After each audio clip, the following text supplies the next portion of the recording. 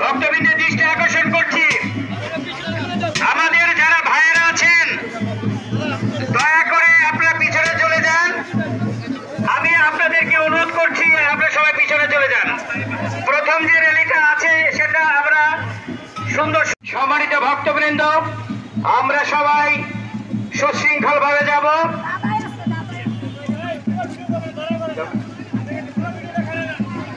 শুভ শুভ শুভ দিন, শ্রীকৃষ্ণের জন্মদিন। শুভ শুভ শুভ দিন,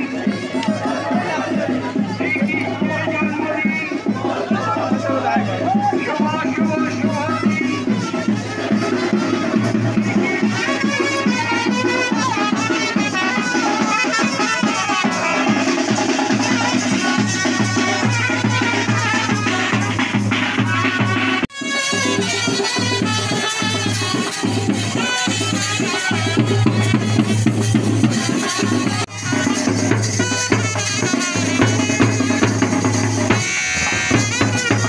তানম সৃজামহম পরিত্রাণায়ং সাধুনাং বিনাশায় চ দুষ্কৃতাম ধর্ম সংস্থাপনার্থায় সম্ভবামি যুগে যুগে।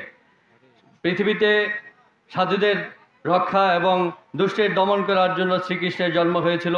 আমরা যেন আজকে এই দিনে ভুলে না যাই, আমাদের প্রতি যেন কোনো রকমের অন্যায় অত্যাচার বা আমরা কোনো কিছু থেকে বঞ্চিত যদি হই, আমরা যেন প্রতিবাদ করি এবং আমাদের নিজের দেশ, জাতি এবং সম্প্রদায়কে রক্ষা করি।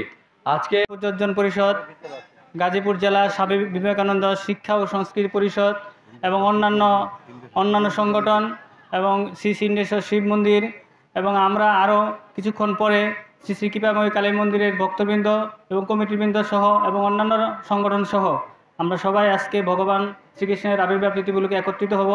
এটা আজকে আমাদের একটি উৎসবে পরিণত হয়েছে। আমরা আজকের দিনে শপথ করব আমরা যেন সবসময় সদা সৎ পথে চলব, দেশের জাতির কল্যাণে কাজ করব। বৃন্দ, আপনাদের শ্রীচরণে আমার শতকোটি প্রণাম।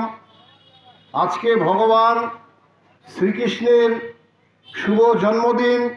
এটা আমাদের সনাতন ধর্মাবলম্বীদের মাঝে অত্যন্ত একটি আনন্দের দিন। এই দিনে ভগবান শ্রীকৃষ্ণ আবির্ভূত হয়েছিলেন অসুরকে ধ্বংস করে সাধুদেরকে রক্ষা করার জন্য। আমি যদি খাঁটি হিন্দু হই, খাঁটি খ্রিস্টান হই বা খাঁটি বৌদ্ধ হই, তাহলে আমার দ্বারা অন্য কোনো ধর্মের লোক কখনোই ক্ষতিগ্রস্ত হতে পারে না। যে ধর্মের লোকই হোক না কেন, আমি হাদিসের থেকে বলতে পারি, হাদিস শরীফ থেকে বলতে পারি যে হাদিস শরীফে আছে ওই ব্যক্তি জাহান্নামে হবে, ওই ব্যক্তি নরকে যাবে যার প্রতিবেশী তার হাতের থেকে, মুখের থেকে, এটা বঙ্গোপসাগরের কষ্ট থেকে যে নিরাপদ না থাকে। আমি অনেক কথা ঝামেলা সৃষ্টি করবো না। আর আজকে ভগবান শ্রীকৃষ্ণের জন্মদিন, জন্মাষ্টমী।